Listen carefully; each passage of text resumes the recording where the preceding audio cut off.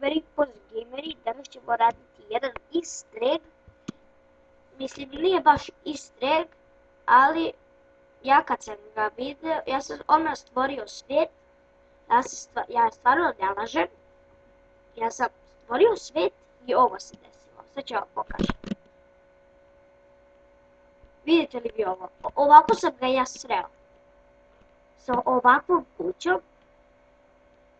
Ja sam odmah ušao da vidim šta je unutra. Evo, kao što možete vidjeti, ući će, ovo pa ću vam pokazati. Tu je kao neka peća, mislim, šta je ovo već, ne znam. Ovdje kao neka ostava.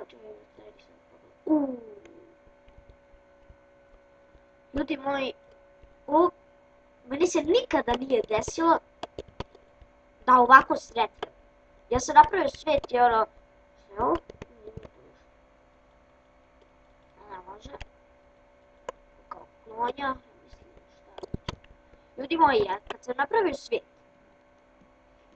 ja prvo sam hodao po nekom pesku, pa sam sreo selo da vidim šta imam u onom običnom često imam. Ja vidim u kuću šta je ovo bre.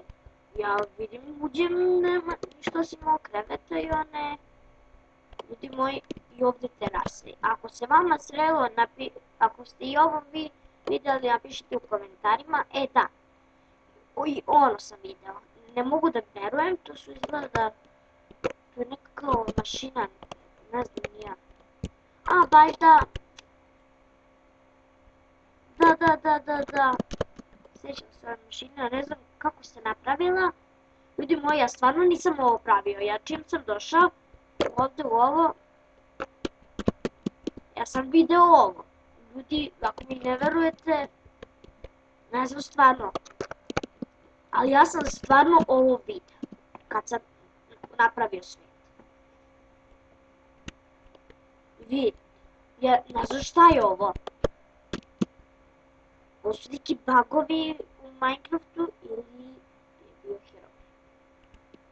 Herobrine. Ljudi moji, šta je ovo?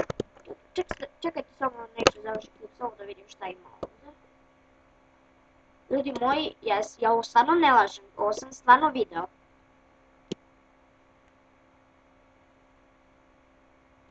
Prc, ne! Za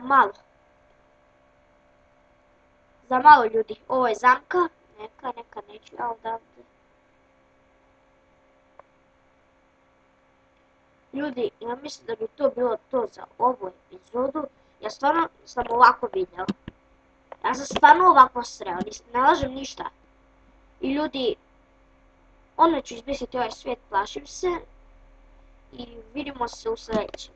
Poz!